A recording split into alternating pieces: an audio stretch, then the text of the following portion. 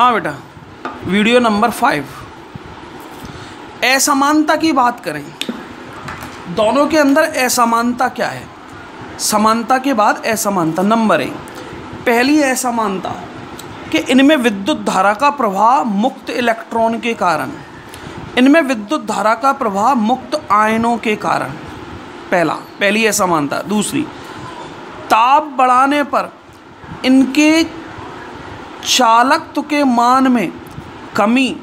यहाँ ताप अगर बढ़ाया जाएगा तो इनके चालकत्व या चालकता के मान में वृद्धि होगी। दूसरी असमानता, ताप बढ़ाने पर इनकी चालकता या चालकत्व घट जाती है, ताप बढ़ाने पर इनका चालकत्व या चालकता का मान बढ़ जाता है। ठीक है। तीसरी असमानता, अगर दोनों के अंदर अंतर देखें कि इनमें और इसमें क्या असमानता है।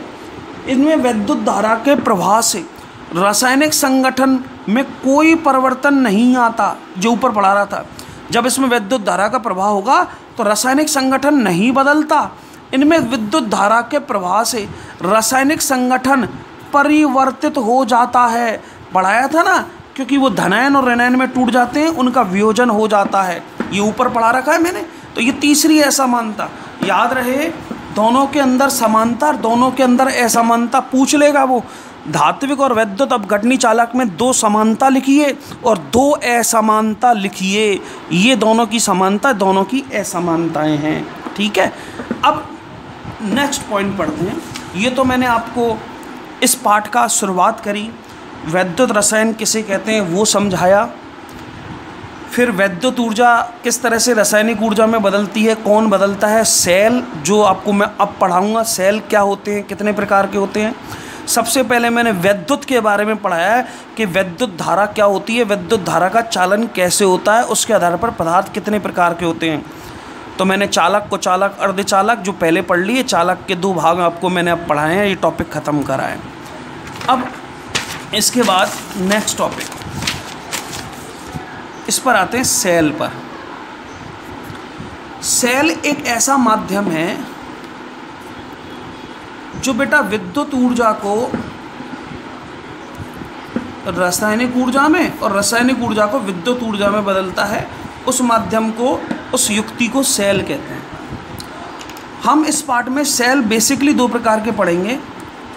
पहले पढ़ाऊंगा विद्युत रासायनिक सेल, दूसरा पढ़ाऊंगा विद्युत अपघटनी सेल।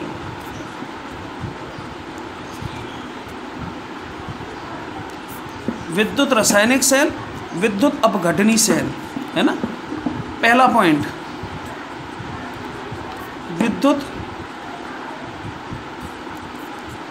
रासायनिक cell, ELECTROCHEMICAL, electrochemical cell, electrochemical और सेल, ECC, ये मेरी शॉर्ट फॉर्म। इंग्लिश और हिंदी दोनों याद रखनी है। विद्युत रासायनिक सेल, इलेक्ट्रोकेमिकल सेल, ECC। सुनिएगा, परिभाषा सुनिएगा। ऐसा सेल जो रासायनिक ऊर्जा को विद्युत ऊर्जा में बदलता है। परिभाषा सुनो।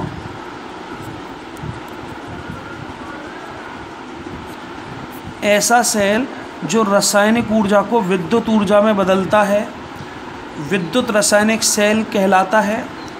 विद्युत रासायनिक सेल में होने वाली उत्क्रमणीय अभिक्रिया स्वतः परिवर्तित होती है, जिनके लिए डेल जी की वैल्यू नेगेटिव होती है। तो ऐसा सेल जो रासायनिक ऊर्जा को विद्युत ऊर्जा में बदलता है, ऐसा सेल जिनमें होने वाली उत्क्रमणीय अभिक्रिया स्वतः परिवर्तित होती है, अपने आप होती है। स्वतः परिवर्तित जो अपने आप घटना होती है, स्वतः परिवर्तित होती है।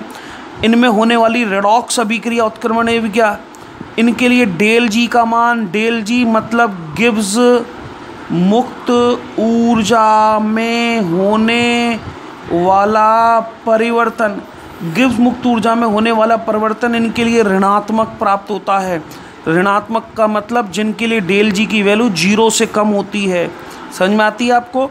ऋणात्मक का मतलब जीरो से कम, उनको कहते हैं विद्युत रासायनिक सेल। अब विद्युत रासायनिक सेल के उदाहरण जैसे कि डैनियल सेल है बेटा, है ना, गैल्वनी सेल है, ये बेटा वैज्ञानिकों के नाम है, डैनियल है, गैल्वनी है, इन्होंने इनकी बनावट देखी थी, इसलिए इनको हम उदाहरण के रूप में पढ़ रहे हैं। डैनियल सेल, गैल्वनी सेल उत्क्रमणीय सेल कहलाते हैं। इनमें होने वाली रेडॉक्स अभिक्रिया डेल जी का मान ऋणात्मक होता है, स्वतः परिवर्तित होती है रेडॉक्स अभिक्रिया। अब इनकी बनावट अपन पढ़ रहे हैं। डैनियल सेल की बनावट मैं आपको बता रहा हूँ कि इसकी बनावट कैसे होती है ना, ध्यान से सुनिएगा। डैनियल सेल की बनावट, ये देखिए आप, डैनियल सेल की बनावट आपके सामने। डैनियल सेल के अंदर बेटा दो बीकर होते हैं, एक बीकर ये रहा, एक बीकर ये रहा। एक बीकर के अंदर जिंक धातु की छड़ है बेटा, दूसरे बीकर के अंदर कॉपर धातु की छड़ है बेटा। जिंक धातु की छड़ को मैंने ZnSO4 विलयन में डुबको रखा है। जिंक धातु की छड़ ZnSO4 के जलीय विलयन में डूबी हुई है, जिसकी मोलरता 1m है बेटा। यहाँ कॉपर धातु की छड़ कॉपर सल्फेट के जलीय विलयन में डूबी हुई है, जिसकी मोलरता भी 1m है। एक मोलरता के विलयन है, वैद्युत अपघट्ट के विलयन है। ठीक है, इस दोनों धातु की छड़ को चालक तार के माध्यम से, इसको बेटा चालक तार बोलते हैं, चालक तार के माध्यम से मैंने इनको जोड़ दिया है एक धातु से दूसरी धातु की ओर। ठीक है, इसमें वोल्ट मीटर विभवमापी लगा हुआ है, यहाँ से यहाँ जोड़ा। जैसे ही मैंने दोनों धातु की छड़ को चालक तार से जोड़ा, इसके अंदर रासायनिक अभिक्रियाएं संपन्न हो गई। अगर मैं इसको काट देता हूँ तो इसके अंदर कोई रासायनिक अभिक्रिया संपन्न नहीं होगी। दोबारा सुन लीजिए, दो बीकर हैं, एक बीकर में जिंक धातु की छड़ है, दूसरे बीकर में कॉपर धातु की छड़ है। एक जिंक धातु की छड़ को ZnSO4 के विलयन में, कॉपर धातु की छड़ को कॉपर सल्फेट के विलयन में, जिनकी सांद्रता 1m है, एक मोलरता का विलयन है। दोनों विलयनों को लवण सेतु की सहायता से जोड़ रखा है। इस U आकार की नलिका को, एक उल्टे U आकार की नलिका है, इसको लवण सेतु बोलते हैं, जिसके माध्यम से मैंने इनको जोड़ रखा है। अब ये लवण सेतु क्या है, इसके क्या कार्य हैं, ये मैं आगे आपको पढ़ाऊँगा इसी टॉपिक में कि मैंने ये क्यों लगाया, इसकी ज़रूरत क्या पड़ी लगाने की। आगे चलते हैं। जैसे ही दोनों तारों को मैंने जोड़ा बेटा, इसके अंदर रासायनिक अभिक्रिया संपन्न हुई और इसकी क्रियाविधि पढ़ा रहा हूँ। इसके अंदर क्या क्रियाविधि संपन्न होती है।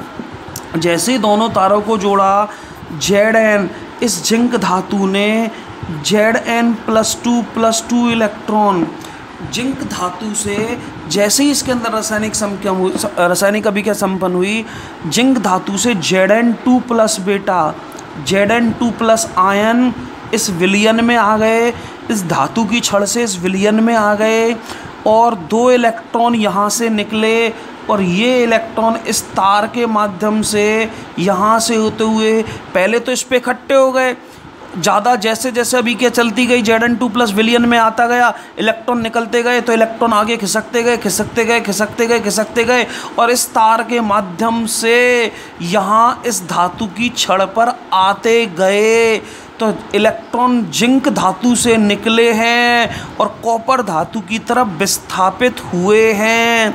यहाँ जिंक सॉलिड था, Zn2+ विलयन में आ गए तो ये एक्वस लिख दिया। दो इलेक्ट्रॉन यहाँ से यहाँ आ गए, इलेक्ट्रॉन त्यागे गए तो यह अभिक्रिया ऑक्सीडेशन कहलाई, ऑक्सीकरण के नाम से जानी गई। इस अभिक्रिया को ऑक्सीकरण कहते हैं। तो आपने देखा कि इलेक्ट्रॉन यहाँ से होते हुए यहाँ आए हैं, Zn+2 इलेक्ट्रॉन। ये समीकरण नंबर 1। जिस धातु पर इलेक्ट्रॉन त्यागे जाते हैं वो एनोड की तरह उपयोग में की जाती है। तो यहाँ जिंक धातु किसकी तरह काम आ रही है, एनोड की तरह। तो यहाँ जिंक धातु एनोड की तरह तो ये रिएक्शन कहाँ हुई? एनोड पर। एनोड पर ही अभिक्रिया चालू हुई। और याद रखना हमेशा एनोड पर ऑक्सीकरण होता है, जो मैंने आपको लिख दिया, ऑक्सीकरण। ठीक है, अब आगे चलते हैं इसी टॉपिक में।